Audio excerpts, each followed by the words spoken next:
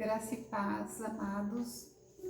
Eu vim trazer uma mensagem bíblica e um ensinamento também bíblico para a edificação da vida de todos. A palavra de hoje é uma sugestão de um irmão da igreja, um irmão muito querido nosso, da nossa igreja. Ele falou: Lu, fala de Lodebar. O nome dele é Jefferson Pires Camargo. Ele tem duas bênçãos, dois filhos, Maria Fernanda Ferreira Camargo, uma graça de menina, e Mateus Ferreira Camargo. São as bênçãos do nosso irmão Jefferson. E ele pediu para falar de Lodebar. Então eu vou atender o seu pedido, vou falar de Lodebar. E eu tenho também um pedido de uma irmã em Cristo, Ana Paula. Ela é de Sumaré, se não estou enganada.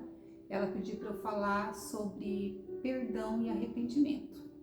Vou falar também, tá? Pode ficar tranquila que nós vamos conversar, nós vamos falar e vou levantar um tema legal para a gente estar falando desse assunto, que também é muito importante. Para a gente falar de Lodebar, primeiro eu vou explicar que Lodebar é um local. Lodebar significa sem pasto. Lo é a partícula negativa, debar seria pasto. Então a gente traduz como sem pasto, ou terra improdutiva, ou terra infértil, ou terra nula, enfim. Só que se a gente for usar no hebraico, na Bíblia hebraica, Lodebar fala em Lodebir, como se fosse trocado uma letrinha, né? Porque a nossa Bíblia é uma tradução da Septuaginta, que foi a Bíblia traduzida para o grego. A nossa tradução é em cima dessa Bíblia Septuaginta. E no original grego seria Lodebir, troca uma letrinha, que já seria a palavra santuário. Então, quando a gente fala Lodebar, a gente não pode imaginar que é um lugar de penúria, de sofrimento, porque eu já ouvi muitas pessoas, muitas pregações falando que era um lugar onde tinha muito mendigos, muita doença, pessoas sofrendo, pessoas se rastejando, pessoas passando fome, pessoas sem trabalho, fugitivos, pessoas que estavam fugindo de dívidas. É como se fosse falar um vale dos leprosos. Não, a Bíblia não dá respaldo para a gente afirmar isso. Quando se fala em Lodebar, fala apenas Lodebar. É uma terra pertencente à região de Gileade, e se a gente olhar no mapa, ela não está muito longe, talvez uns 30 quilômetros, no máximo 30 quilômetros do Rio Jordão. E a gente tem que entender que aquela terra toda da Palestina, principalmente naquela época, porque hoje o sistema de irrigação mudou bastante a paisagem do local, mas naquela época existia muito deserto mesmo, não se tinha uma terra assim tão boa, assim, tão forte. As terras boas ficavam sempre próximas dos rios, do Rio Nilo, do Rio Jordão, da Mesopotâmia, que era entre o Rio Tigre e o Rio Eufrates. Então essas terras eram terras boas, produtivas, eram terras férteis. Mas o restante, a gente vê na Bíblia como Abraão teve que cavar vários poços para poder achar água. Não era uma região tão assim, né, produtiva, um solo tão bom assim. E pessoas mendigando, pessoas sem emprego, pessoas fugindo de dívida, pessoas com problemas físicos. Isso existia e existe em toda a Palestina, em todo o mundo. Então, quer dizer, a gente não pode colocar aquele local como se fosse um local de penúria, de sofrimento. Tá? Então a gente desmistifica um pouco isso. Lodebar é um lugar de sofrimento. A Bíblia não fala isso, tá? Então vamos colocar Lodebar aqui, porque para falar de Lodebar, a gente vai falar de uma personagem muito importante que viveu lá em Lodebar. E essa personagem, ela trouxe gratidão, humildade, trouxe restituição, gratidão, que foi Mefibosete, filho de Jonatas. Então vamos ler aqui em 2 Samuel, capítulo 9. E disse Davi: há ainda alguém que ficasse da casa de Saul, para que lhe faça bem, por amor de Jonatas. Jonatas amava Davi, e Davi amava Jonatas. Eles tinham um pacto que Jonatas fez a Davi, porque Jonatas sabia que Davi ia ser rei, para que deixasse um remanescente da vida deles, deixasse os filhos dele. E havia um servo da casa de Saul, cujo nome era Ziba. Eu não sei porque esse Ziba ainda estava vivo, porque era servo de Saul. E na batalha sangrenta que teve no Vale de Gilboa, onde morreu Saul, morreu os filhos deles, morreu toda aquela descendência de Saul. Na verdade, Saul não morreu, ele se matou. Quando ele viu os filhos mortos, ele se jogou em cima da espada dele. Ele pediu para o servo matar ele, mas o servo falou: não, eu não vou conseguir te matar. Então ele se jogou em cima da espada. Que coisa, deve ter sido horrível. E o servo acabou fazendo o mesmo. Então esse Ziba aqui, ele deve ter fugido, se escondido, ou às vezes foi lá também para Lodebar e voltou, porque ele era para ter morrido. Se ele é servo de Saul, ele era para ter morrido nessa época, quando todos morreram, tá? E o chamaram que viesse a Davi, e disse-lhes o rei: és tu Ziba? E ele disse: servo teu. E disse o rei: não há ainda algum da casa de Saul para que use com ele de beneficência de Deus? Você vê que Deus estava ali no negócio, né? Beneficência de Deus. Deus que lembrou, né?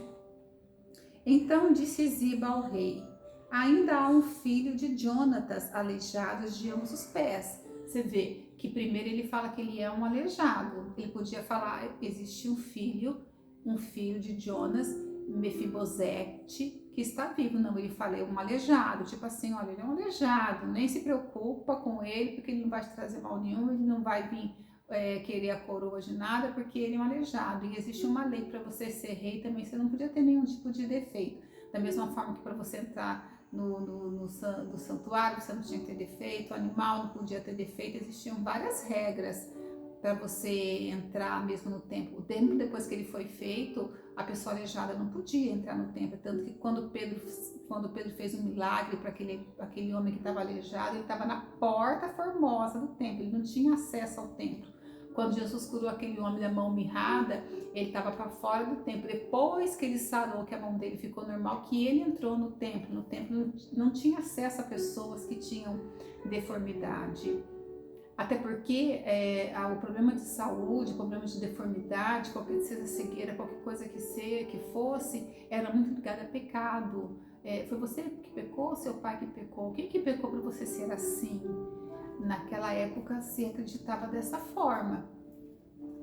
Então aí ele fala: e disse o rei: onde está? E disse Ziba ao rei: eis que está em casa de Maquir, filho de Amiel, em Lodebar. Aqui que entra então Lodebar na história.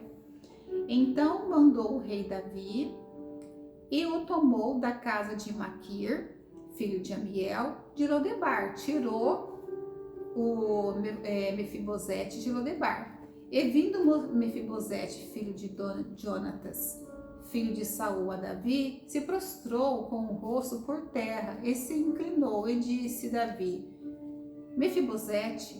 E ele disse: eis aqui teu servo. E disse-lhes Davi: não temas, porque de certo usarei contigo de beneficência por amor de Jonatas teu pai, e te restituirei todas as terras de Saul teu pai. E tu de contínuo comerás pão à minha mesa. Então ele tira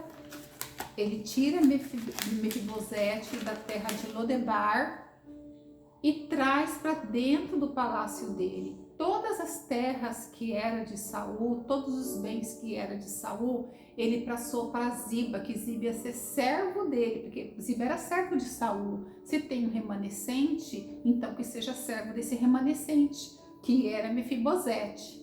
Então, tudo que era de Saul, o rei Davi passou para Ziba cuidar. E Ziba tinha uns 15 filhos, tinha trabalho para todo mundo. E Mefibosete não podia trabalhar, porque ele era coxo, ele era aleijado. Só que assim, Mefibosete, quando ele foi para Lodebar, ele foi morar na casa de Maquir. Maquir era um homem, ele tinha posses. Por isso que a gente não pode falar, Lodebar era uma terra seca, não tinha nada, não tinha ninguém, só tinha aleijado, só tinha isso, como se fosse uma desgraça total. Não. Maquir mesmo tinha posses. Quando Lodebar foi conquistado, houve grande festa quando conquistaram Lodebar. Era uma terra boa, assim, para conquista, para se manter algum tipo de província. Então, quando ele traz Mefibosete para a casa do rei, para o palácio, ele faz um trato. Ziba vai cuidar de tudo que é de Saul, tudo que é seu, porque na verdade tudo era dele mesmo, né? De Mefibosete. Na linhagem seria dele, ele não poderia ser rei porque ele é coxo, mas Davi sabia que tudo pertencia a ele. Então ele passa tudo que era de Saul para Ziba cuidar, porque Ziba ia passar a ser servo de Mefibosete.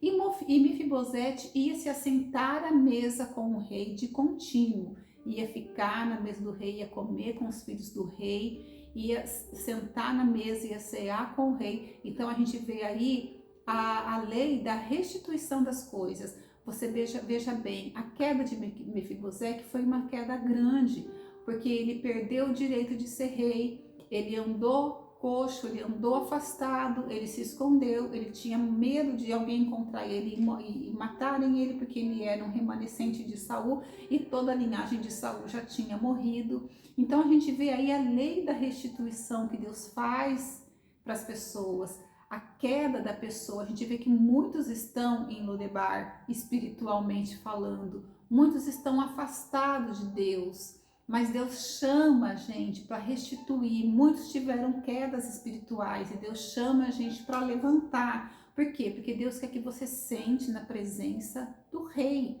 Deus quer te dar o alimento sagrado do rei. Então é nessa posição que a gente coloca Lodebar, que a gente fala de Lodebar, a gente pensa nessa cidade horrorosa. Não, de forma alguma. Mefibosete foi bem criado, foi bem cuidado, ele casou, ele teve filho e ele foi restituído, porque Deus restitui a vida das pessoas, a vida daqueles que querem ser restituídos, que querem Deus. Deus chama a gente, volte, né? Davi chamou, volte, né? Eu vou te restituir, a lei da restituição, eu vou te dar tudo de volta, tudo que você perdeu. A queda normal de todo homem. A queda de Mefibosete foi uma queda física. Se fosse hoje, talvez com qualquer tipo de tratamento ortopédico e qualquer tipo desses tipos de tratamento de fisioterapia seria normal, mas naquela época as pessoas conheciam o que via, por dentro não se tinha como ver nada. Então é lógico que aquilo teve um curativo, teve uma emenda, mas foi tudo torto. Então ele ficou coxo. Mas tem gente que tem queda espiritual, que é até pior que essa. A queda espiritual é mais triste que essa. Então, que os irmãos possam estar percebendo. Cuidado para que não caia. Deus está chamando a gente para ceiar com Ele, para entrar na mesa do rei, para estar junto com Ele. É isso que Deus quer para a sua vida. É essa lição que eu tiro de Mefibosete. Ele estava num lugar esquecido, estava abandonado, mas um lembrou dele. Deus não esquece de você. Lembrou dele, fala, traz aqui, eu vou restituir, tudo que é dele vai voltar para ele. E ele vai sentar na minha mesa e vai ceiar comigo, e vai comer comigo e com os meus filhos. E é isso que Deus tem para você. Cear na mesa de Deus, junto com os nossos irmãos em Cristo. E um dia isso vai acontecer em nome de Jesus. Amém? Espero que essa mensagem possa entrar no coração de vocês e eu oro para que vocês sejam uma bênção. O tempo está correndo, está curto, eu tenho que entregar logo, mas Deus abençoe. Obrigada, Jefferson, Deus abençoe a sua vida. Foi muito bom de falar de Mefibosete e bom também desmistificar a questão de Lodebar, que às vezes a gente ouve umas pregação absurdas, assim, falando que Lodebar é um lugar terrível, horroroso. Não é bem assim as coisas. Deus abençoe, a gente tem que ler mais antes de falar, né? E Deus abençoe a vida de todos, em nome de Jesus. Amém.